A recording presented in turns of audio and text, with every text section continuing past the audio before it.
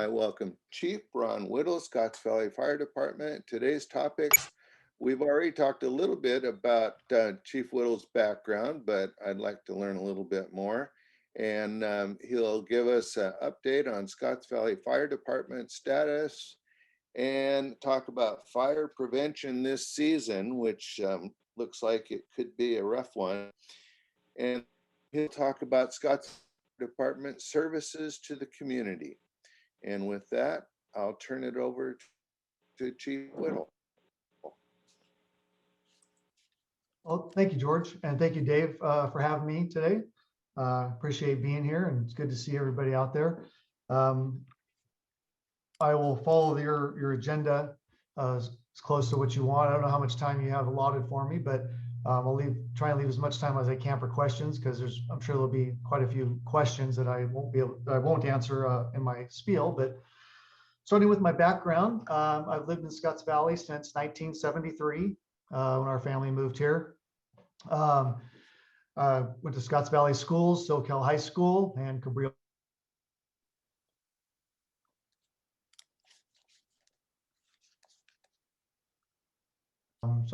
Ron, oh, there you're back again. Oh, is it unstable? A little unstable, yeah. You locked up there for a minute. Okay, sorry. I'll have to get everybody here off the internet at work. There we go. So I've been here full-time since 1988, progressed through the ranks as a firefighter, engineer, captain. I spent the last 16 years as a battalion chief, and was promoted to fire chief to replace Steve Kovacs last October. So happy to be here as the fire chief, settling into the new position. Certainly not new to the area or the organizations in Scotts Valley or the people. I also spent 4 years working at the Scotts Valley Police Department as a reserve officer from 1996 to about 2001. I worked for Donna Lind, who's on the call. Which I enjoyed very much so. And if I wasn't in this job, that's where I would be right now, is at Scotts Valley PD. So that's enough about me. And so let's talk about the department. So Scotts Valley Fire, our status, we talked a little bit about COVID prior to the meeting started, but in the last year, almost a year and a half, we've been affected by COVID in some different ways. Fortunately, nobody here has contracted COVID, so we've been moving forward, but we've taken all the necessary precautions, both in the workplace and especially responding to calls and being out in public to do our part to reduce the spread of COVID. We have plenty of PPE on site, so our guys are taking every precaution. We ran a few calls with patients, but happy to report everybody here is healthy and well, and all the families are. As Donna mentioned, the COVID vaccination rate in Santa Cruz County is, I think, Donna, above 75%, if I'm not mistaken. So Santa Cruz County is actually doing very, very well. So we're happy about that. And I think a lot of people here, and I'm sure out there, are looking forward to trying to phase things in to get back to normal. We're full staffed. We have 26 full-time people, 10 paid call firefighters for a total of 36 strong firefighting personnel. We operate 2 stations, one on Glenwood, one on here on Herba Lane. All of our equipment is fairly new and serviceable. We have a new Type 3 fire engine, which is a wildland fire engine that's all ready to go for wildland season. So we have 2 of those. We also talked a little bit about Branson 40. I'm not sure if any of you live in the Branson 40 area, serviced by their fire district, but we've been managing Branson 40 Fire for a little over 5 years through a management services agreement, at which time, so we've since terminated the agreement effective September 1st. So they're going to be having their own fire chief and their own administration again, which would be good for them and good for us too, free us up to do more stuff around here and take up less of our time. In terms of some fire prevention stuff this season, we got an early start this year. We've been working with the city of Scotts Valley pretty closely. We've met with them quite a few times, both in the office and out in the field, and really looking at some areas around the city where we can get in and help them mitigate some wildfire hazards. Specifically, we've looked at the Sky Park area, I know there's some areas below Monte Valley and also Granite Creek Estates area. There's an area behind the Granite Creek Estates that needs some attention. So we've been working really closely with the city to identify hazards that are on city property that we can get out and help them with. One of the other things we've been doing is getting out and inspecting properties. This time of year, it's the weeds are high, and so we get a lot of hazard complaints from neighbors or citizens that see tall weeds and potential fire hazards. So we're busy out talking to the homeowners, talking to the property owners and business owners, and getting as much of this stuff taken care of ahead of time as we can before we really get deep into fire season. You know, as we start getting closer to fire season, you know, as everyone knows, and I know Perrette was on the call from the water district, but we're really in a severe drought year. I know for this area of California, they're calling it extreme drought. So it's like the D3 intensity of extreme drought for our area. And well, what does that equate to? Well, if you pay attention to the reservoir levels around the state, you'll know that many of them are down below 50%, some as low as 30 and even less. Many of them are closing. So it's really a year to conserve water, but by the same token, our fuels are dry. The fine fuels, you know, the dry or the grass, the fine grassy light fuels are extremely dry. We were seeing fuel moistures in March that we normally don't see until July or August. So the critical fire danger this year is very high. So we're, you know, obviously, hopefully people are diligent and being safe with mowers and those types of things, and trying to eliminate any ignition sources and just being extra careful. I don't know if I can share my screen or not. Oh, Yes, you can. okay. Just a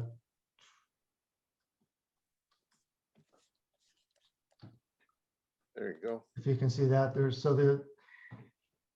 you can see that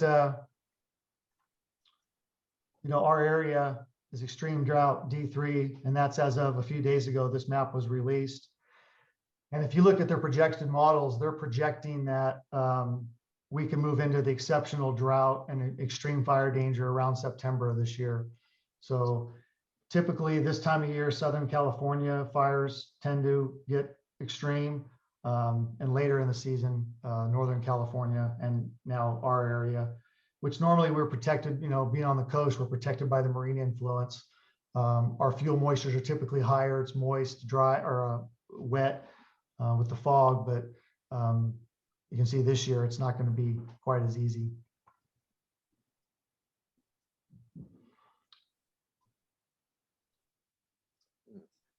Any questions on any of the fire related stuff or the drought? So that's what we're doing basically for fire prevention. Some of the things that the services we offer the seniors, there's a few things. One I want to bring up is the home assessment.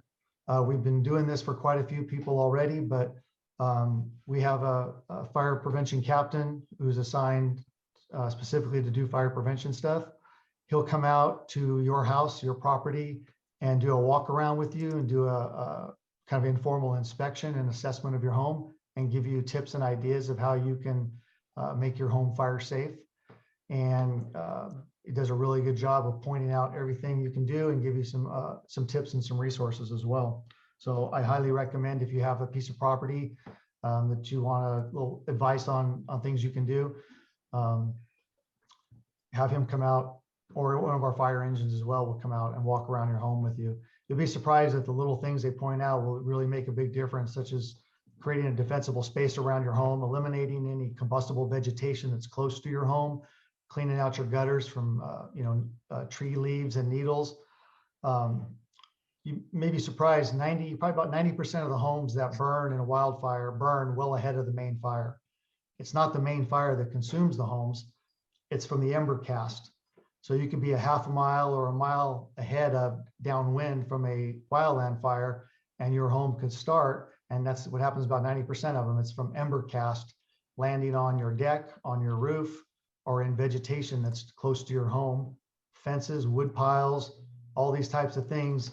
You can really harden your home by moving these things away from your house and creating a defensible space, trimming back trees, clearing anything that's dead and dying, and keeping weeds down to a minimum. So there's a lot of things that they can come out and give you tips on.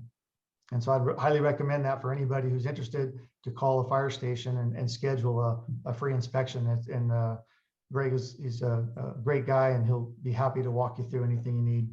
Ron, your guys came out to my house and they discovered I didn't have a carbon monoxide alarm, and they installed it. So took care of it for me. I really appreciate that. That's perfect. And that thanks, Dave, because that leads right into my second point of the service we offer is smoke detector installation.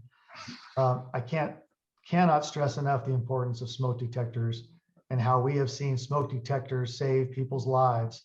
And unfortunately, people that don't have them, we've also seen perish. So I can't stress that enough, how important it is to have working smoke detectors and test them as well. Test them monthly. We will come out and install them. If you don't have any or can't afford any, we will bring them ourselves. And the same with carbon monoxide. We've also had a few incidents of carbon monoxide poisoning. And we've had incidents where the alarms have gone off and the people call 911 because their alarm is going off, but they don't smell anything. But we come out with our monitor and realize it's 80 parts per million, which in layman's terms, that's not good. In the course of a period of time, that can kill you. So carbon monoxide is odorless, it's colorless, and you don't know it's there unless you have an alarm go off. And there's many reasons why you can get carbon monoxide in your home, but the point is it's important for everybody to have a carbon monoxide alarm in their home, as well as the working smoke detectors. And again, if you don't have them, we will bring them, we will install them, we'll test them. If you can't reach them, we'll change the batteries for you when the batteries need to be changed, but we'll do whatever it takes to make sure everybody has one. So if you don't, please get one.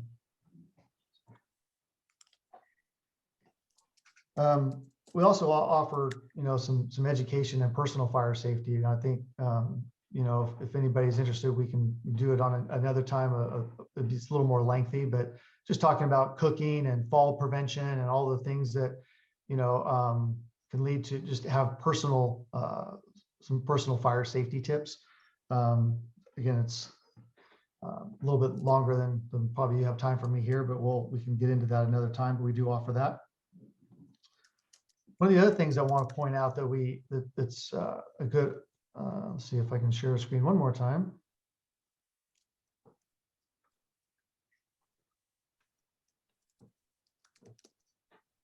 Is a Knox, this is called a Knox home box. So the Knox company makes secure boxes. And if you look on the outside of businesses all around Scotts Valley, you'll see a red one on the outside of a business door. Some of you, if you have a business, you've had to put them in. And we as the fire department have the master key to these boxes, and they're secured and are locked in our engine. Well, now you can buy one for your home. You can buy it for I've installed a couple of these already myself throughout the district in Monte Valley, actually. And so if we were to come to your house for a medical and you're not able to answer the door and your doors are locked, we can unlock it. Your key is inside and we can get in without having to force entry or break a window or do anything damaging to your home. And it gives us quick access to your home for medical. So again, it's safe, it's secure. Knox charges about $170, so it's not cheap, but it's cheaper than replacing a front door or sliding door somewhere if we had to break in to come help you if you've called 911. So that's a service that, again, if you purchase that, we'll come out, we'll install it, put your key in it, and make sure everything works. The other thing I wanted to bring up is Zone Haven, and in terms of the evacuations last year, some of you may heard online or on the news about evacuation zones. Maybe you weren't sure what zone you were in. Zone Haven, or the community.zonehaven.com is where you can go to find out what zone you live in. And when you go to that website, you type in your address up here in the address, and it'll show you which zone, which one of these zones you're in. And it'll also give you any evacuation or repopulation information. So if your zone is being evacuated, it'll tell you where to go and what routes to take. Let's see. Might be able to. You guys see that? Let's see. Not yet. Not yet. It stopped sharing. So let's. So there's the live zone map.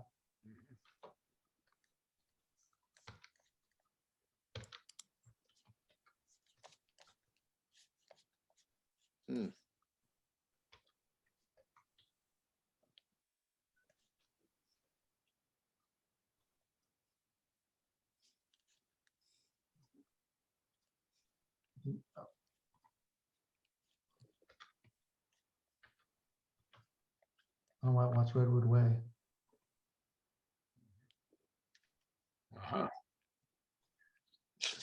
23.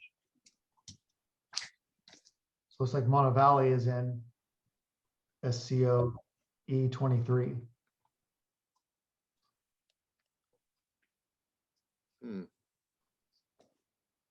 There's no evacuation info for now, but if there was, you'd have your information would be in there.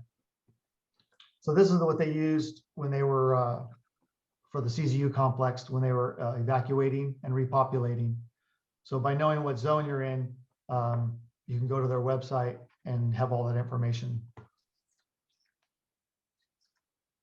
I know during the CZU complex, we had a lot of people calling, a lot of questions about not knowing the zone they're in.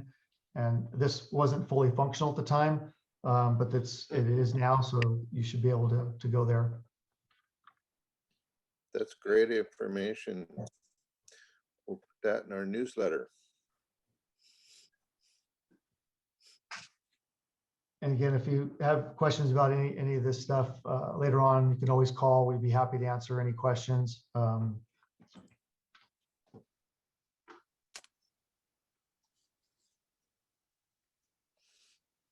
that's all I had prepared. Dave, does anybody have any questions?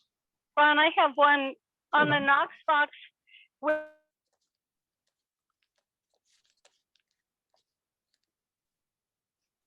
Uh-oh. Oh, bad connection. I think we lost you, Donna. Yep. That was So Donna you trying to say get that- in.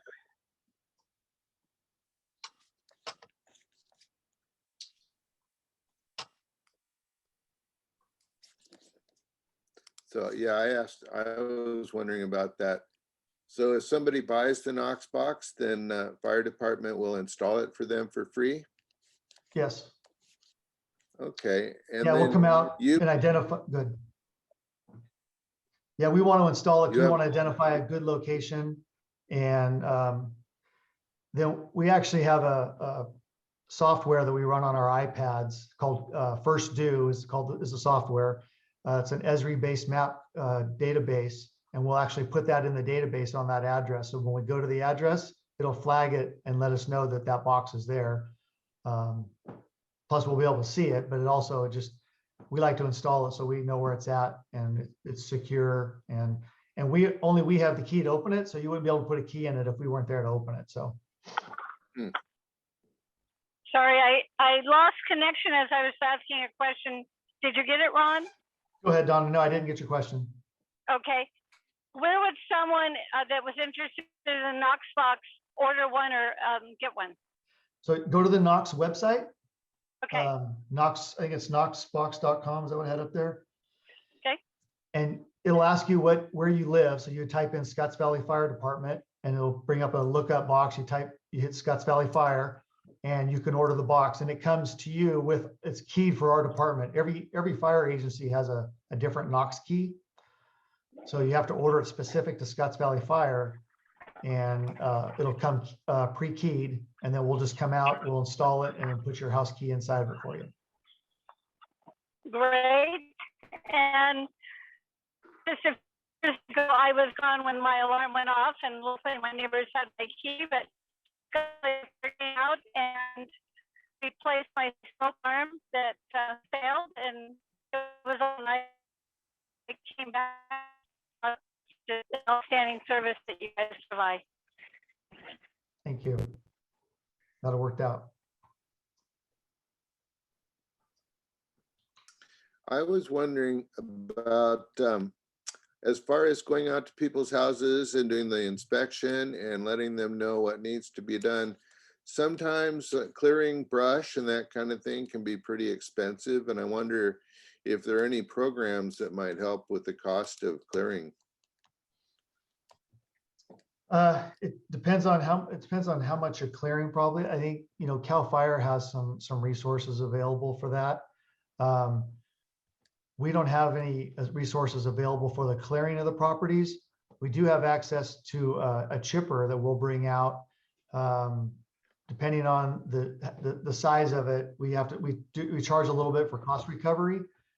But if a neighborhood gets together and can chip a bunch of stuff or can get a bunch of stuff, create a defensible space in the neighborhood, we can bring the chipper out, which is what we're going to try and do at Sky Park, and possibly down below Montevalley, between Montevalley and Avisa. But for the individual homeowner, there's right now there's none that I'm aware of in terms of those types of services. I'm in contact with somebody in Brantford 40 who's trying to start up a Firewise community in Brantford 40. And I think through the Firewise community, a lot of times there's grants available. So if a neighborhood wants to become a Firewise community, they can do that. I know it's pretty involved, but it opens up an avenue for them to receive grants, state and federal grants for that type of thing. Great. Okay. Thanks.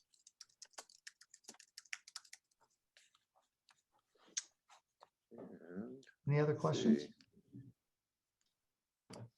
If you want to ask a question, just unmute yourself and go right ahead and ask your question. I see someone asked, what are some of the reasons one might have a CO2 leak? Usually it's caused by incomplete combustion. Typically we find malfunctioning heaters. Your heater is not functioning correctly for whatever reason. It's not doesn't have complete combustion. Therefore, carbon monoxide is leaking out into your vents and coming out of the heater. Sometimes a malfunctioning stove can do the same thing. I've seen it where a car exhaust, where on a rainy day, a car was left running in the garage. They came in through the door to the garage from the house and filled the house up with carbon monoxide in the house. And a few hours later, the alarm went off. Somebody was actually they were having their carpets cleaned on a rainy day, and the guy who running the carpet cleaning van was parked just outside the garage, and enough of the carbon monoxide went into the house through the garage, and after he left, all their detectors went off, and there was quite a bit of carbon monoxide in the house. So those are typically the reasons we find. The heater is the most common. Okay. And you mean like that? So Sorry, Donna, I missed that. would that be like when the pilot light goes out and it's, you don't realize it's smelling gas, but no pilot light? Yeah, some of the older ones, newer ones, usually the gas will shut off. I think the pilot light goes out, but if you have a lot of older appliances, that is possible.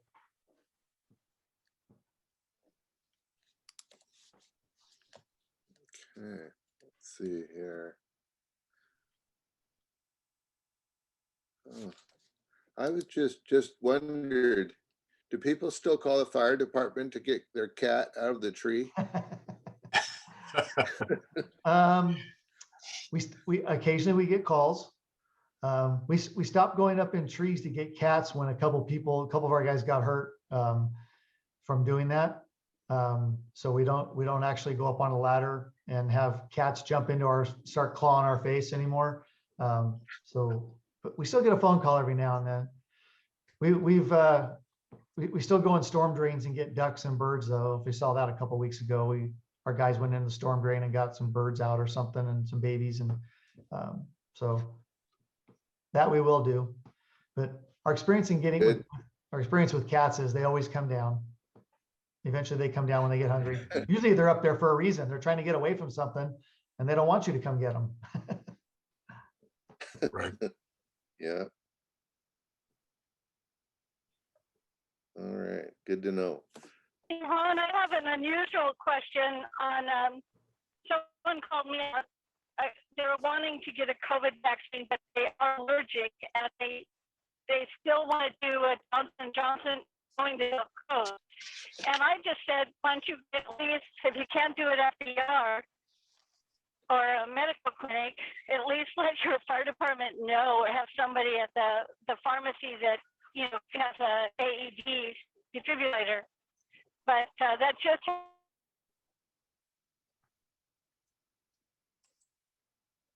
Yeah. Mm.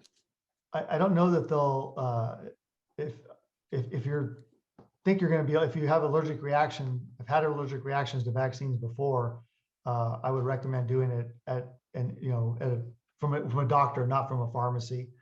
Yeah, the defibrillator would be good, but you want somebody that has, I mean, there's public defibrillators out there, there's AEDs around, but you want somebody who has access to medications, atropine or epinephrine or Benadryl, whatever they're going to, with, you know, if they have an allergic reaction, you want the medications, not necessarily the AED. So if they have a potential for a reaction, allergic reaction, I would do it at a doctor's office. Ron. Yes. Ron. Hi. Hi, Jackie Keogh here. You're talking about allergies. Just to let you know, I was very, very concerned before I went to get my Madeira, the 2, because they say, don't worry, we have EpiPens for you. Well, I happen to be allergic to sulfites, which are in the EpiPens. Okay. So it would be, you know, but I felt very confident after I went through the system over in Santa Clara, and they work with you, they set you aside, and depending on what the allergies are, I think they work with you fairly well. And yeah, considering how nervous I was, I got through it without much of a problem. Congratulations. Yeah, there's other things they can do besides the epinephrine. The epi is, you know, they have the Benadryl and some other things.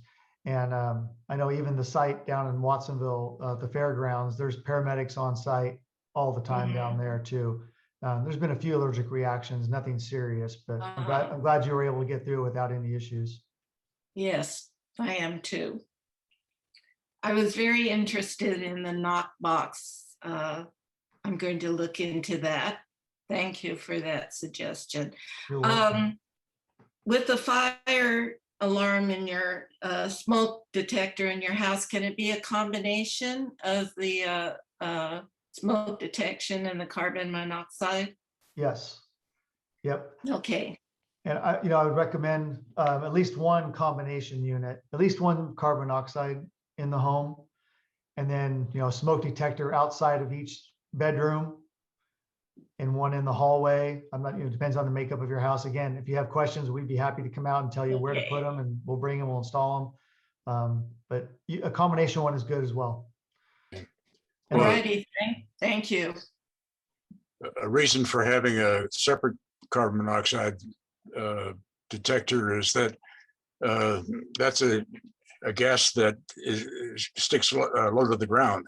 And so you're going to want to have the detector down low, whereas the smoke detector is up high. Right. All right, that's interesting. Okay. Chief, most of your calls have to do with medical issues, don't they? Yes, probably 65% of our calls are medical or vehicle accident related. Mm-hmm. Yeah, I had a related question. I know that people can post like a DNR on the refrigerator or something like that. I wonder, I haven't looked at one that closely, but I was wondering, you can probably list things like allergies and that kind of thing. on one of those? Yeah, we used to give out, I haven't seen them for a long time. We used to get them quite frequently, a file for life on the refrigerator. And it was a red plastic thing you would stick on your refrigerator magnet. And inside that would be a DNR or other pertinent medical information. Certainly if you have a DNR, having that handy, accessible on the refrigerator is a good place for it. A file for life would have something, contact information, medical history, medications, that type of thing. The problem with the file for life is many times it's hard to keep updated. So every time your medication changed, you'd have to update it, or an ailment would change, you would have to update it. But certainly when we go on medicals and there is an instance or suggestion that maybe there's a DNR, we go right to the refrigerator, because is kind of a central place where I think even the doctors tell people to have this somewhere that's accessible. And on the refrigerator, probably because of the old file for life that was real popular, that's where people would go. So we do look there. Great. I see Karen Bonnie's on the call, and she knows a lot about. Karen, would you be able to tell us a source for those file for life items? Thank you for asking, Dave. I do not know. That is an item that is kind of a little more difficult to find these days. And so I really don't know where the source is anymore. That's an excellent idea, and Chief is right. People don't keep them up to date. And so if you have one, you better keep it up to date if you're going to use it. Thank you, though. I see a question. A couple of notes. We have one person said files of life are available from the Volunteer Center in Live Oak, and they've gotten them there before. An update for my elderly friend once a year. And thank you for bringing this up. And it says the Red Cross has them too, so that's good. Yeah. In fact, now they know that I'll get some here at the fire station as well, so we can give them out. Great. Somebody asked a question about Spring Lakes Park and wondered about the old golf course and the potential fire hazard. We've been working closely with Sandy over the last couple of weeks to mitigate the fire hazard. I know last year she was real responsive with us. She cleared out all the brush along the fence line there for everybody along that borders the golf course. She's working this year to clear out anything else. I think there's another area she's working on over by Lockwood Lane to clear all the brush. But in terms of the grass, it'll all be mowed and well manicured for the fire season. So Spring Lake should not be too worried this year. I know we had a fire there a couple of years ago, or a little over a year ago, when the power lines went into one of the palm trees there. But Sandy's been real responsive, and we're working with her quite frequently, actually, to keep an eye on the golf course there, because it does get tall. I guess I should mention that Cheryl and Dominique, who asked that question, and Karen Bonnie are both former board members of the Senior Life Association. Delighted to see them here today. Yeah. If anybody's interested in being a board member, then or a member of our group, we're always welcoming people to help out and work with us. How would they make contact with you, George, to find out? They could go to our website, and we'll post a link to that at the end of this program. And or they could let's see, what are other ways to call us? You can call us directly if you can track us down. Here They can always call 438-1000. There you go. Yeah, 438-1000, and leave a message. We'll call you back.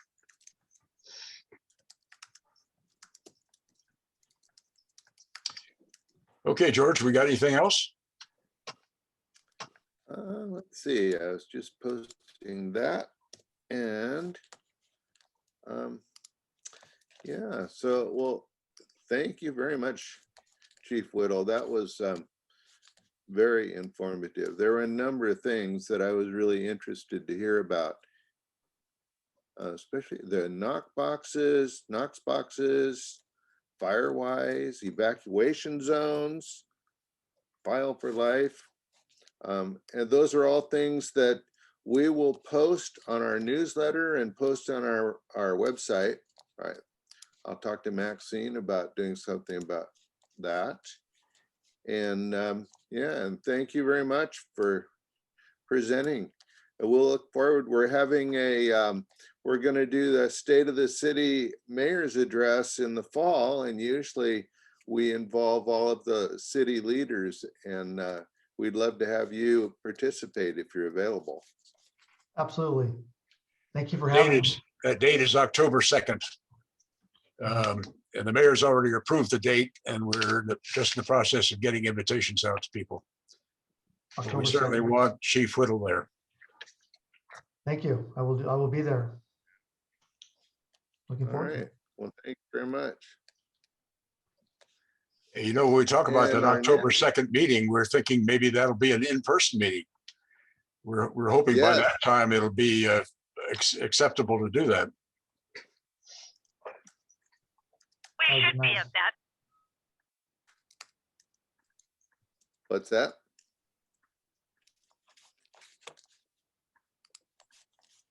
So we'll find a place. We're not sure yet. Probably at Montevalli. Do you think so, Dave? Or That's definitely a possibility. Or Okay. maybe the community center. Yeah, that'd be great. Mhm. Community center would be even better, I think. So, but we will keep you posted. And our next program will be, let's see, what's the date on that? June 21st. We'll welcome Perrette Harmon, and she's the general manager for the Scotts Valley Water District. And we'll be talking about a lot of things. I'm sure the drought problem is in front of mind for a lot of people. So we're looking forward to having Perrette speak. And the water district provides lots of services for residents. And I'm sure Brett's going to tell us how you can qualify for that. How do you get an assessment of your water reduction efforts and so forth? Let's call it water footprint. Water footprint. Thank you. Thank you, Perrette. Yeah, I'm excited to come back in 2 weeks, and I do have a long list of items. I'm going to try to be mindful of your time. So I'm thinking about how to make that the best use of everybody who is attending. Well, everyone's got to be very interested because we're all concerned about the water situation. Yeah. Your programs are always informative with like great graphics. So we'll look forward to that. And maybe Fred would give a teaser on the recycled water availability.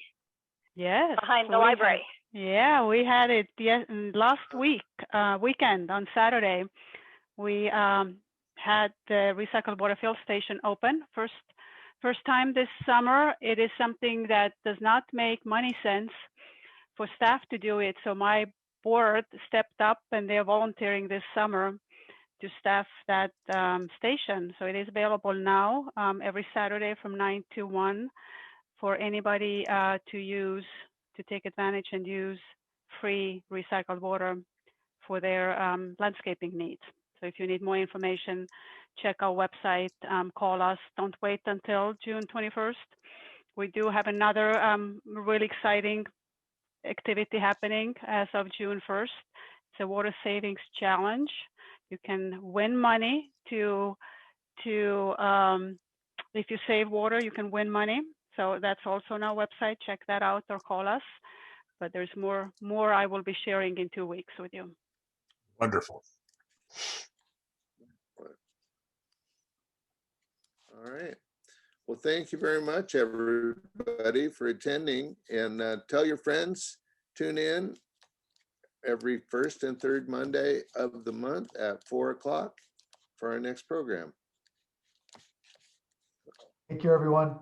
See you in a Very couple good. weeks. And thanks again, Chief Whittle. you, We Chief. really appreciate you being here. Absolutely. Thank you. We'll look forward to Parette's presentation on the 21st. Oh, you're coming back, Ron? Well, of course. I want to make sure we get water out of our fire hydrants. There you go. Okay. Okay. All right. See you in 2 weeks, Thank everybody. you all. We'll see you in 2 weeks. Thanks. Thanks, Ron. Thanks, Donna. Bye Take now. care.